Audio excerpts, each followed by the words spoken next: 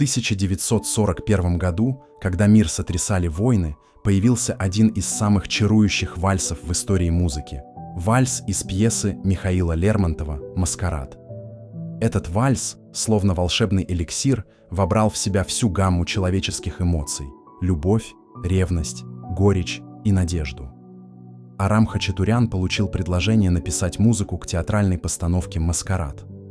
Сюжет пьесы, основанный на мрачной истории ревности и разрушительных страстей, потребовал от композитора музыку, которая могла бы передать как блеск балов, так и глубокую драму человеческих судеб.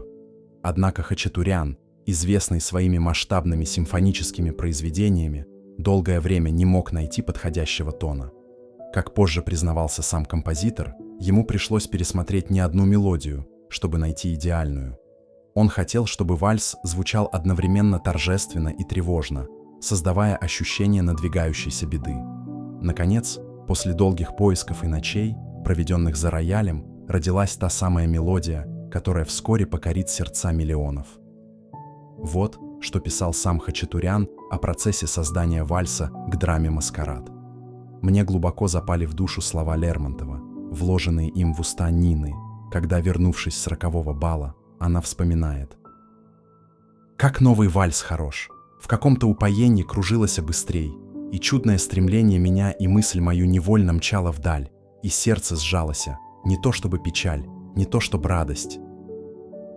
Именно вальс доставил мне больше всего хлопот при сочинении музыки к «Маскараду». Я бесконечно повторял лермонтовские слова и не мог найти темы, которая была бы, по собственному моему представлению, и новой, и хорошей, иными словами, достойной. Я буквально потерял покой, едва ли не бредил вальсом. В то время я позировал для портрета художницы Евгении Владимировне Пастернак. И вот в один из сеансов я неожиданно услышал тему, ставшую второй темой будущего моего вальса. Могу ли я объяснить, как она родилась во мне? Вряд ли. Секрет этого вальса кроется в удивительном сочетании ритма и интонаций.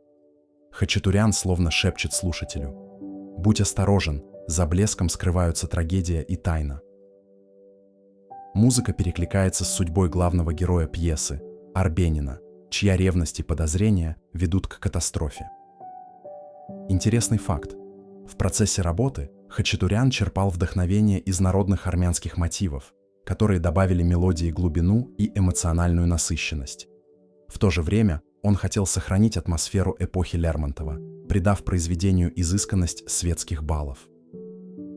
Премьера пьесы с музыкой Хачатуряна состоялась в том же 1941 году, но вальс зажил отдельной жизнью.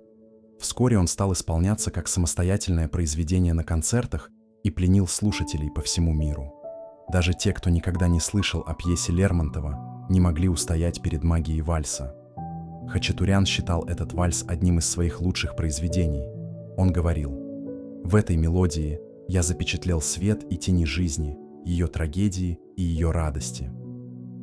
Есть легенда, что Хачатурян, услышав окончательное исполнение своей музыки оркестром, расплакался.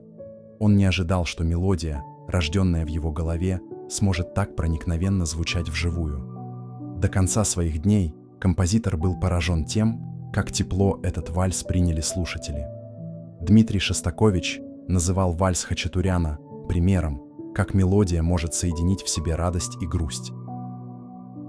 Если вы еще не слышали этот удивительный вальс, не упустите возможность окунуться в его волшебный мир.